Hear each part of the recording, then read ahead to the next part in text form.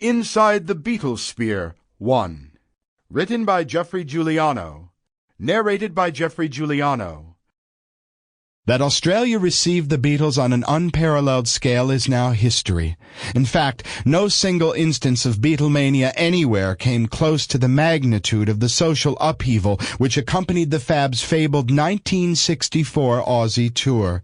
No crowds in New York, London, or even Liverpool ever eclipsed the hordes which at times comprised more than half of the entire population of a city. Not since VE Day had the streets been filled with such celebration. Not even a royal tour could have matched the unparalleled devotion of the crowds. One strict aspect of the Beatles' protocol was that they always appraised cities so as to never threaten civic pride or leave themselves open to charges of favoritism. But this rule was torn asunder, first in Adelaide and then Melbourne, as John declared incredulously, "This is the greatest reaction we have ever received anywhere in the world." Just why the Beatles' visit so galvanized Australia, and why some of us thought they could make the lame walk, will be agonized by sociologists for decades. The fact is, young Australians reacted to the Beatles with such fervor because they were crying out for a tangible manifestation of the new freedoms which were emerging in Britain and America. John, Paul, George, and Ringo somehow had the power to link us, a colonial backwater, to a world of fads, fashions, and uninhibited excitement we had never known. The Beatles ultimately became a catalyst for the suppressed frustrations of kids just beginning to realize that unquestioning obedience to anyone older was no longer a sacred edict. To a 16-year-old in 1964, standing outside a hotel in a public street screaming at the top of one's voice was a breathtakingly daring act, an adrenaline-drenched escape, as was playing truant, pushing over airport barriers, thumping plate glass windows, and standing about in the rain with like-minded friends. More than 30 years later, these extraordinary interviews recall a golden epoch. Frank, funny, and always revealing, they take us inside the vortex of Beatlemania and the minds of four amazing young men who found themselves the object of almost unprecedented adoration. Glenn A. Baker, Sydney, fall 1995, author of The Beatles Down Under.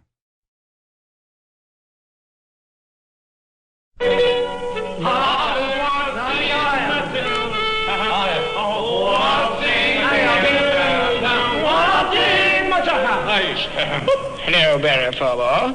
How's about playing on these records? This is the Beatles speaking.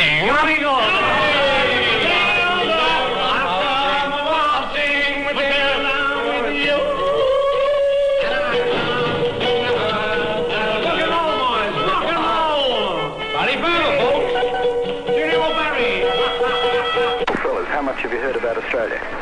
A lot, sir. It's warm and sunny, and they keep all the convicts out there. Botany Bay. Wonderful place, anyway.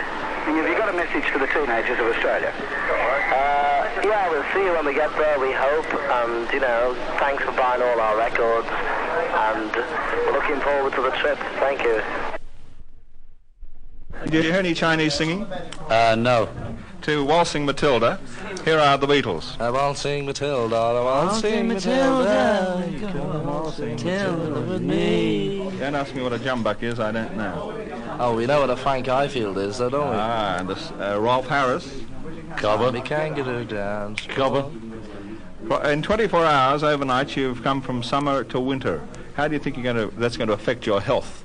I don't think it'll affect it at all. We're always just naturally unhealthy, so it doesn't matter. And you're going to wear these Hong Kong suits that you've had made?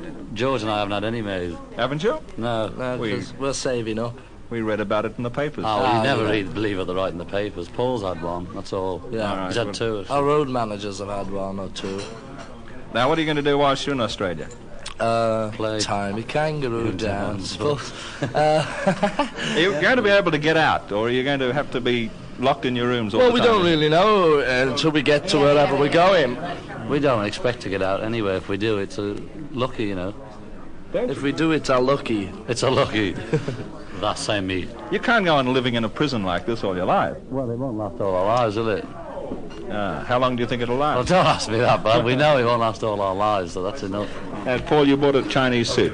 Yes, it's true. Two. Did you? Yes. How much did you pay for them? It wasn't very dear. About 10 quid, I think. I thought being the Beatles... Sample complete. Ready to continue?